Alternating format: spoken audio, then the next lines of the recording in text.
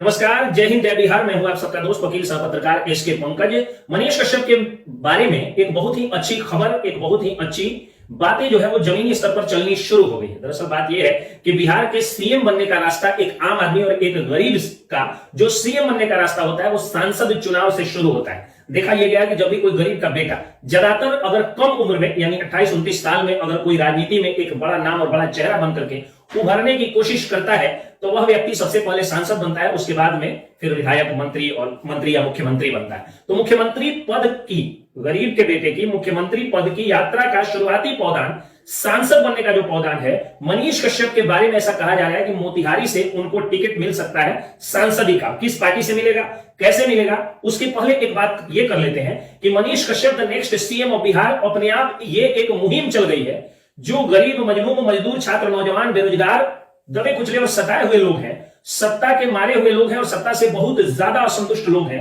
वो लोग मनीष कश्यप को नेक्स्ट सीएम ऑफ बिहार बनाने की एक मुहिम चला रहे हैं। इस मुहिम को हवा देते हुए नॉर्थ बिहार के जाने माने गायक, जमीनी स्तर पर जाने माने गायक और सबसे ज्यादा स्टेज शो करने वालों में से एक, अपने पारंपरिक गीतों के लिए मशहूर आराधना सम्राट संजय कुमार रमन कल रात एक अपने लाइव सेशन में मनीष कश्यप को नेक्स्ट सीएम बनाने की बात करते नजर आए। भोजपुरी उपहार नाम से उनका पेज है, उसी पर वो हर रात लाइव आते हैं और उसमें वो पुरजोर तरीके से सत्ता की खामियां गिनाते नजर आए, बिहारियों के दर्द को गिनाते नजर आए, बिहार के कष्ट को गिनाते नजर आए और उन सबका इलाज और उपाय वो बता रहे थे कि मनीष कश्यप को अगर सीएम बना दिया जाए तो हो जाएगा। और एक तरफ तो मोतिहारी के एक प्रमुख, प्रोमिनेंट, जाने माने कलाकार चेहरे का मनीष कश्यप को सीएम बनाने की बात करना और दूसरी तरफ मोतिहारी के राजनीतिक परिदृश्य के बारे में जानने वालों का यह कहना कि जहां एक तरफ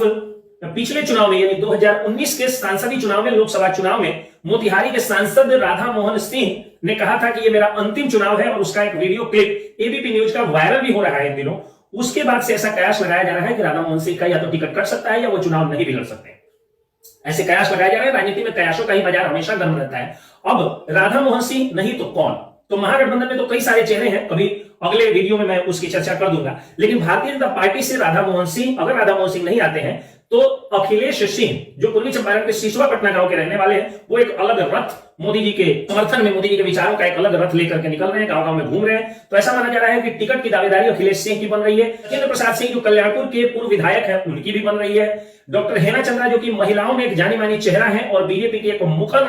नेत्री है, उनकी भी दावेदारी बन रही है। राकेश पांडे जो इन दिनों कई सारे अच्छे अच्छे कामों के लिए युवाओं के बीच अपनी एक अलग पहचान बनाने में सफल हुए हैं, उनकी भी दावेदारी बन रही है। वैश्य वोटों पर अपनी प्रबल दावेदारी पेश करने वाले पवन जायसवाल जो कि पूर्वी चंपारण के ढाका के विधायक है, उनकी भी प्रबल दावेदारी बन रही है। और चूंकि राधा मोहन सिंह राजपूत जाति से आते हैं, इसलिए राजपूत जाति से आने वाले सीताराम सिंह के बेटे राणा रणधीर सिंह की भी दावेदारी प्रमुख रूप से बन रही है। तो इन सभी दावेदारियों में ऐसा माना जा रहा है कि चूंकि भारतीय जनता पार्टी अपने सीटिंग कैंडिडेट को जल्दी हटाना नहीं चाहती है, अगर इस बार राधा मोहन सिंह की जैसा कि उम्र भी उनका बढ़ गया है और भारतीय जनता पार्टी में जिस तरह से 70 के बाद में, 75 के बाद में, या भारतीय जनता पार्टी में जिस तरह से एक निश्चित उम्र सीमा के बाद में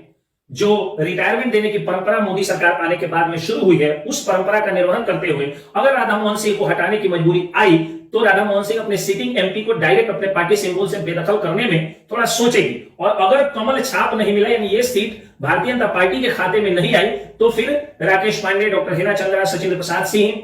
राणा रणधीर सिंह, पवन जायसवाल, अखिलेश सिंह जैसे दिग्गज सामाजिक रूप से अच्छी छवि रखने वाले नेताओं और नेत्रियों के भाग्य में सांसदी का चुनाव इस बार लड़ना नहीं भी हो सकता है। माना जा रहा है कि उपेंद्र कुशवाहा या कोई भी गठबंधन की पार्टी को मोतिहारी की सीट मिल सकती है और गठबंधन पार्टी में मनीष कश्यप को टिकट मिलने की पुरजोर चर्चा है, क्योंकि सभी लोग जानते हैं कि पार्टी स्तर पर भले ही मनीष कश्यप या उनके परिवार का कोई व्यक्ति टिकट मांगने की रेस में खड़ा नहीं है, कोई प्रोफाइल भी नहीं बनाया है, बायोडाटा भी नहीं बनाया, कोई रिज्यूमे भी नहीं बनाया, लेकिन मनीष कश्यप को जनता चाहती। इन दिनों बहुत सारे पत्रकार जब उतरे ग्राउंड रिपोर्टिंग करने के लिए तो लोगों से पूछते हुए नजर आ रहे थे कि आपका सांसद के रूप में आप किसे देखना चाहते हैं। लोगों ने एक स्वर से कहा, न भाजपा, न कांग्रेस, न राधा मोहन सिंह, न कोई और, हमें सांसद चाहिए सिर्फ और सिर्फ मनीष कश्यप। तो मोतिहारी से मनीष कश्यप के चुनाव लड़ने की चर्चा पुरजोर है। मनीष कश्यप के चुनावी दावेदारी को प्रबल करने के लिए एक और पॉइंट यह है कि कई लोगों का मानना है कि मनीष कश्यप भूमिहार जाति से आते हैं और मोतिहारी जो लोकसभा क्षेत्र है वह भूमिहार बहुल क्षेत्र है, क्योंकि बाहर से आकर के, जहानाबाद से आकर के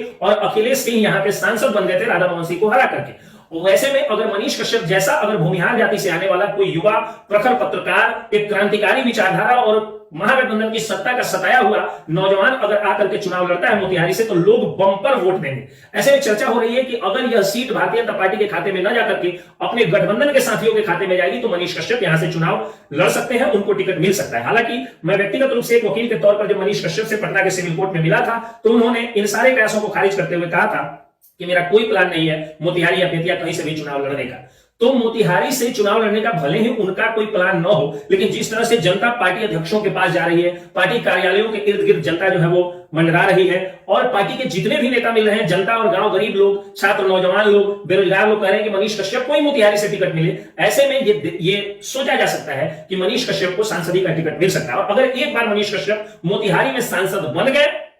तो और उनको अगर टिकट मिल गया तो सांसद बनना उनका एकदम श्योर इसलिए भी हो जाएगा क्योंकि एक तो मोतिहारी भूमिहार बहुल क्षेत्र, दूसरा मनीष कश्यप का कोई जाति नहीं जानता है, क्योंकि मनीष कश्यप को चाहने वाले ज्यादातर दलित लोग हैं, अल्पसंख्यक लोग हैं, अकलियत लोग हैं, पिछड़े लोग हैं, अति पिछड़े लोग हैं। यानी मनीष कश्यप इकलौता शख्स है जिसके बारे में कहा जाता है कि उनमें जातिवाद है ही नहीं।